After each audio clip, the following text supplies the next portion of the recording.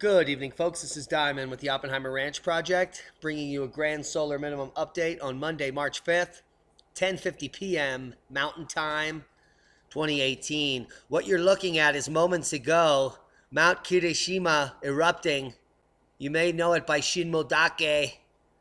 We'll be covering it. It woke up just recently, March 1st.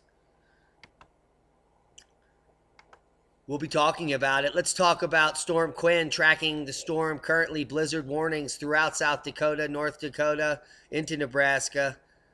Winter storm warnings elsewhere, including winter weather advisories and a winter storm watch in the Northeast.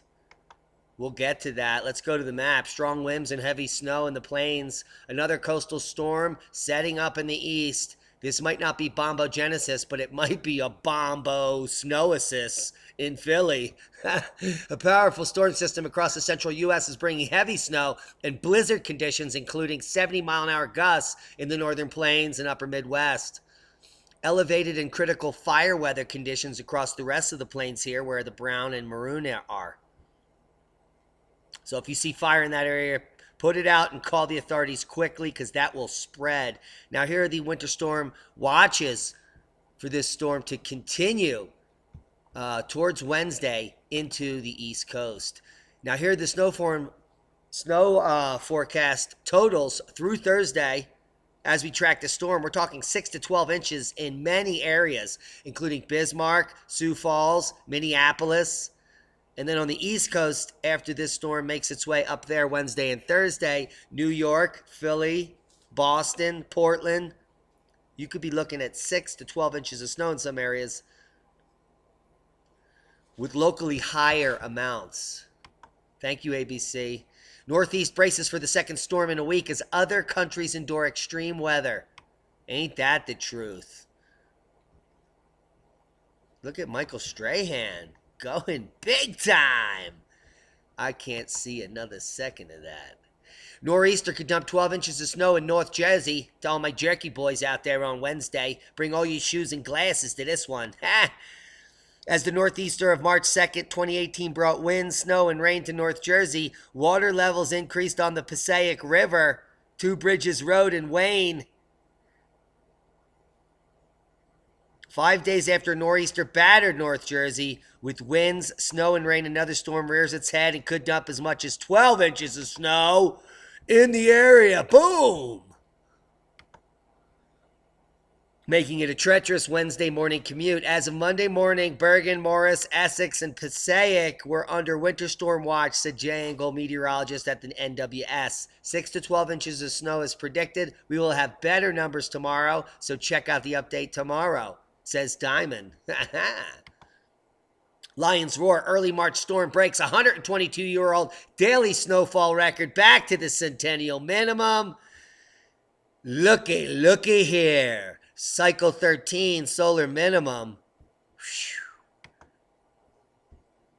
Helmut Schmidt, this is Fargo, North Dakota, surpassed the 2 daily precipitation records on Monday, March 5th, as winter storm Quinn shut down schools and offices with a heavy historic snow. Guys, it wasn't that heavy. It was only 5.5 inches of snow on Monday afternoon, but it broke the 122-year-old snowfall record of 4.5 inches. I missed the first one. Set back on March 5th, 1896. And that's a hell of a few days ago. Here's the Canadian forecast for all you whiners up there, hoser. Winter storm Quinn and Riley continue. Whew. Look at Saskatchewan. Buried! Boom! Can you say buried, Saskatchewan? Because that's what this bullseye is showing. Brent, you're looking all right. You're just going to have the average minus 30 and 10 inches of snow. Nothing big up there. But Saskatchewan, if this is correct, by tomorrow night, will be buried in over a half a meter of snow in many areas. I'll leave you links to all this so you can follow up. Crews are still working to clean up in Calgary after record snowfall. Al Gore, what will we do without you? I mean, look at all this global warming. Look at how nice it covers the roads. It makes everything so soft. The city of Calgary continues to clean up after record-breaking snowfall. A snow route parking ban is still in effect, and the city handed out 224 tickets in the first 6 hours of the ban. Whew. That is 1.3 million worth of calcium chloride and a ton of tickets. Crews have been working hard and asked for patience. Well, this is just the beginning of the grand solar minimum, and forecasts are for increasing cold and snow for the next forever. And that's a boom. Also, a heads up for the brain injured. Calgary is buried.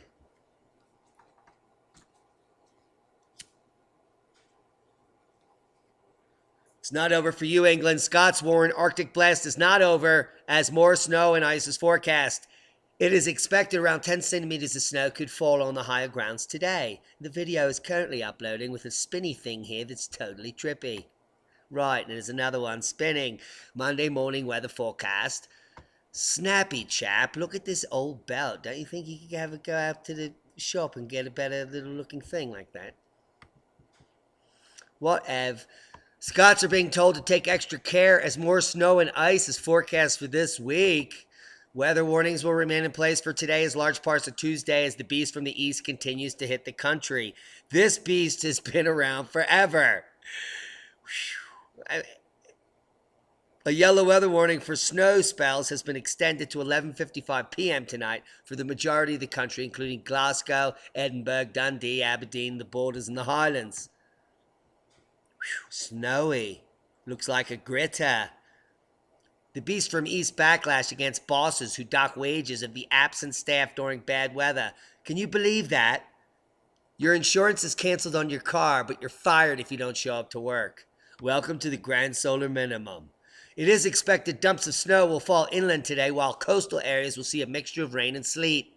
The central belt could see a further 1 to 3 centimeters of snow, while the highlands, Grampian Mountains, and southern uplands could see at least 5 to 10 centimeters. Snappy looking chap. Look at this jacket. Little faux hawk, totally pimping. Love it. I don't know how long I can keep this up. That guy is totally radical. We don't have time. Let's get serious, folks. Coming from the Watchers, extreme cold results in severe agricultural damage across Europe, food prices rising, and orchards are on fire. No, that's what they do to prevent frost on the fresh, succulent buds. But record-breaking cold temperatures that hit Europe just before the start of 2018 meteorological spring is claiming the lives of at least 50 people are also responsible for severe agricultural damage. Now, while the full extent of the damage won't be clear for quite some time, till the spring bloom, it is already evident and some food prices have already gone up. Not only that, UK stores have not recovered. And supermarkets admit to milk and bread shortages as the beast from the east leaves shelves bare in stores all across the UK. Britain's major supermarkets are still struggling to get supplies through to many stores as the beast from the east shows that it has a sting in its tail. Look at that. What is she shopping for? Air sandwiches? They admit that there are cases of localized shortages, but insist there is little evidence of widespread issues. Well, there's another shot, Helena Young wrote to Twitter. She's gone 5 days without bread and milk and was beginning to crave toast and tea. I assure you, that's just the beginning, love. Robert Christie posting completely empty aisles in this entire supermarket. Now a chance of panic buying 2 days and still no milk, bread, or vegetables. There's no snow anymore. Roads are cleared, and there's still nothing.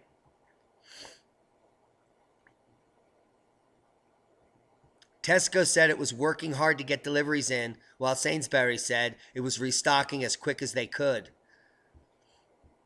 So this is just a taste of things to come. And if you watch the Ice Age Farmers video, he just uploaded hours ago, the signs are everywhere, folks. So many of the sheeple are going to be asking for answers, and it's up to you, the audience, to give them answers. Direct them to shows like Ice Age Farmer and Oppenheimer Ranch Project, Adapt 2030, and Suspicious Observers. Because the crop failures are happening, and as it unfolds, we're covering it so they can be updated. Argentina drought bakes crops, sparks grain price rally. Argentina's worst drought in decades, shriveling farmers' fields, sending grain prices soaring, and forcing Budge Limited and other major crop processors to crush fewer oil seeds into feed that fattens livestock around the world. The drought in Argentina, the world's number 3 exporter of corn and soybeans, has not ended. A scenario of global oversupply left by years of bumper harvest driven by good weather called global warming and genetically engineered crops is now failing because GMOs fail and the grand solar minimum ensues. So this is just the beginning of what we're going to be seeing increasing. The major spike in grain hasn't happened. Look for that in 2019. Philippine authorities lower Mayon volcano alert status to 3. That means you can get another kilometer closer and it's still going to blow up. So that's a heads up.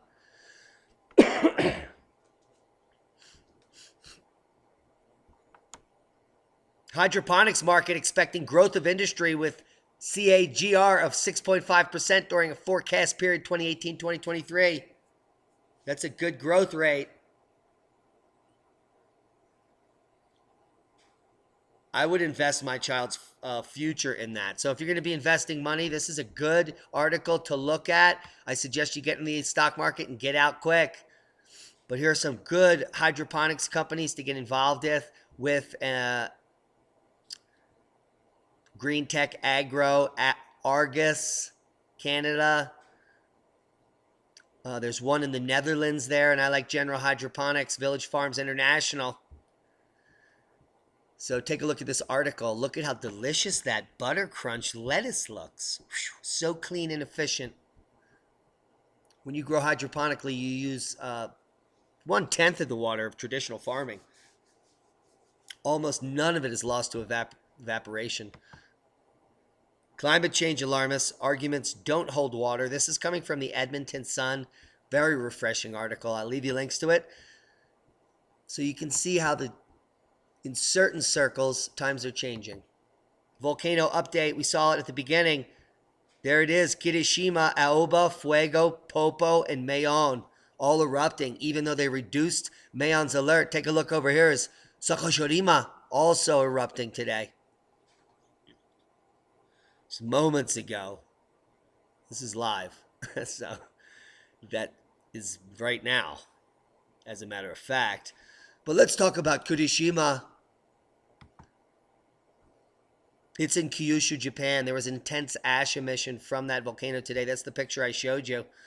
Now, the volcano activity is currently elevated near continuous ash emissions and ejections of very hot material, probably fresh lava from the Shinmoe crater.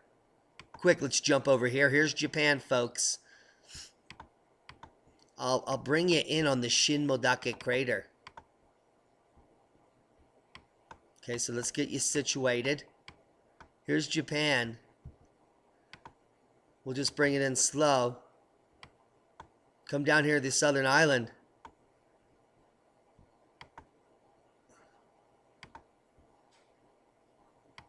And then you're going to look for the bay here.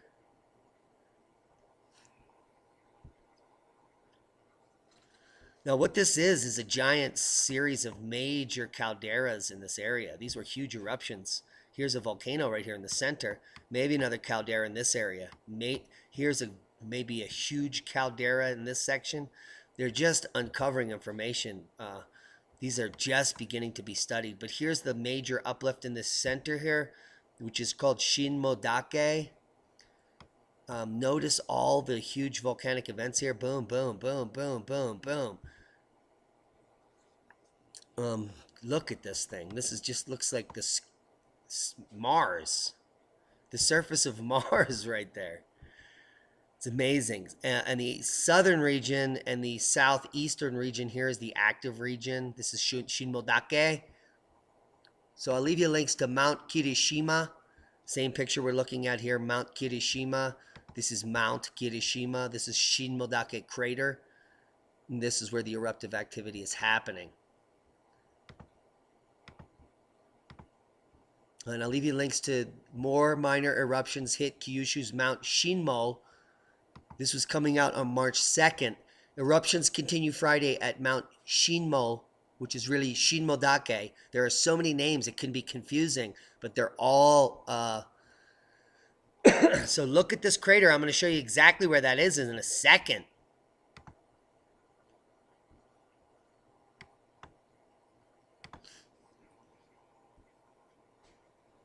So this is when the activity started back on March 1st. Now we have a re-eruption here on the 6th. And notice how it's just the edge of this. And look, there's a little drop-down feature here, a collapse. But we definitely have outgassing of some material here. So that suggests that there's magma moving into this area. Notice the fresh cinder cone around there. So this is a very active, fresh, active volcano, which could cool the planet at any moment. And that's a heads up. Good footage. I just thought we'd run through it. I'll leave you links to this article so you can watch it yourself. Thank you, Kyoto News.